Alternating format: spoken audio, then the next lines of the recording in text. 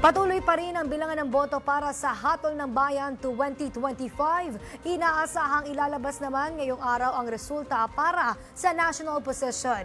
Kumuha tayo ng update kay Patricia Lopez live. Patricia? Princess, sa kabuang 175 Certificate of Canvass o COC na kailangan i-canvass ng National Board of Canvassers, ngayong ikalawang araw nito, nasa mahigit 100 na ang mga canvass o COC na kanilang na-canvass. Sa ngayon nga, patuloy pa rin ang kanilang session kung saan patuloy pa rin ang kanilang pagka-canvass ng mga COC na mula sa mga probinsya ng iba't ibang lugar.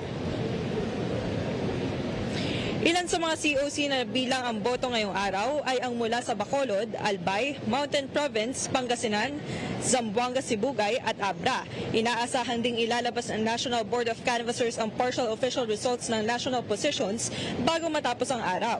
Kasalukuyan pa kasing kinukwenta ng NBOC ang mga na-canvass na COC bago ito isa publiko.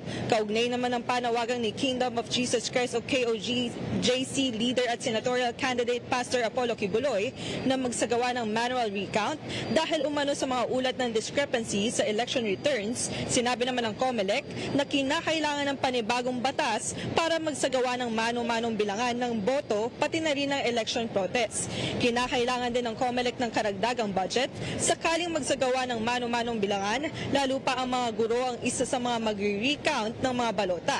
Sa ngayon naman, mayroon tayong tinatawag na random manual audit alinsunod sa batas. Ang RMA ay ang mano-manong pagbibilang ng boto mula sa makina ng mga napiling automated counting machine upang maiwasan ang pagdududa ng publiko.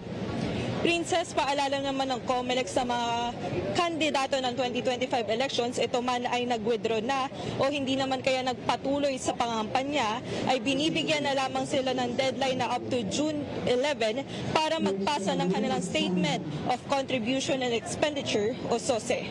Para sa balitang totoo sa Bagong Pilipinas, Patricia Lopez, Congress News.